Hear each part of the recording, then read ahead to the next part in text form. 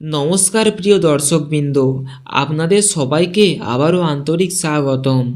আজকের ভিডিওটি বিশেষ করে আমাদের রাজ্যের কৃষকদের জন্য খুবই গুরুত্বপূর্ণ, কারণ কৃষক বন্ধু প্রকল্পে রবি মরশুম অর্থাৎ দ্বিতীয় কিস্তির টাকা নিয়ে এসেছে এক দারুণ আপডেট।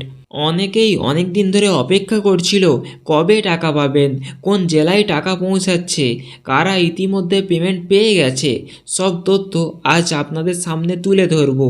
তাই একদম শেষ পর্যন্ত দেখবেন ভিডিওটি। আর যদি নতুন হয়ে থাকেন তাহলে চ্যানেলটি সাবস্ক্রাইব করে রাখুন, যাতে কৃষকদের জন্য সব খবর আপনি সবার আগে পেয়ে যান। বন্ধুরা, 2019 সালে 1 জানুয়ারি মুখ্যমন্ত্রী মমতা বন্দ্যোপাধ্যায়ের উদ্যোগে শুরু হয়েছিল কৃষক বন্ধু প্রকল্প। লক্ষ্য ছিল বাংলার প্রতিটি কৃষকদের আর্থিক সহায়তা করা। তারপর 2021 সালে 17 জুন প্রকল্পটি নতুন রূপে কৃষক বন্ধু নামে পরিচিত হয়।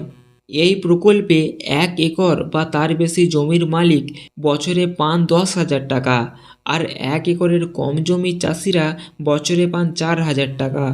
এই টাকা বছরে 2টি কিস্তিতে দেওয়া হয়, প্রথমত খারিফ সিজন এবং দ্বিতীয়ত রবি সিজন।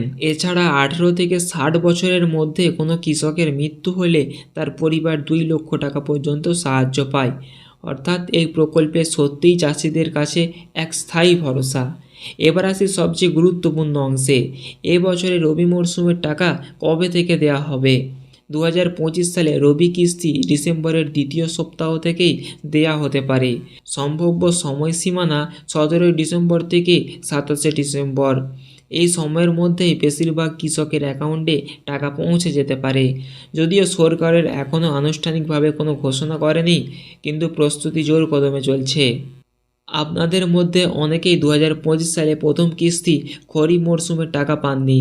সেই কিস্তি দেওয়া শুরু হয়েছিল 29 জুলাই থেকে, কিন্তু যাদের স্ট্যাটাসে অ্যাকাউন্ট ভ্যালিড দেখাচ্ছিল অথচ টাকা পাননি, তাদের নথিপত্র ফের যাচাই করে এখন পেমেন্ট ছাড়ার কাজ শুরু হয়েছে। অক্টোবর মাস থেকে বহু কৃষকের অ্যাকাউন্টে টাকা ক্রেডিট হতে দেখা গেছে। বিশেষ করে যারা দুয়ারে সরকারি ফর্ম জমা করেছিলেন তাদের কিস্তির পর্যায়ক্রমে দেওয়া হচ্ছে। যেসব জেলায়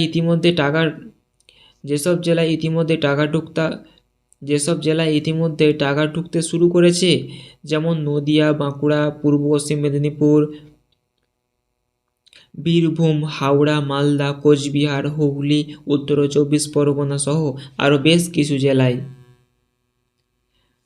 টাকা না পেলে কি করবেন? স্ট্যাটাস চেক করার নিয়ম। যদি এখনও টাকা না এসে থাকে, নিজের স্ট্যাটাস একবার দেখে নিন। ট্রানজ্যাকশন সাকসেস মানে টাকা আপনার অ্যাকাউন্টে পৌঁছে গেছে। ট্রানজ্যাকশন স্ট্যাটাস খালি, তাহলে পেমেন্ট প্রসেস চলছে, খুব শীঘ্রই পাবেন। ডিলিট ফার্মার ভয় পাওয়ার কিছু নেই। সিস্টেম আপডেটের সময় অনেক সময় এমন দেখা যায়। যদি স্ট্যাটাসে আধার নম্বর বা কেবিআইডি না দেখায়, তাহলে দ্রুত কৃষি অফিসে গিয়ে আধার লিঙ্ক করিয়ে নিন।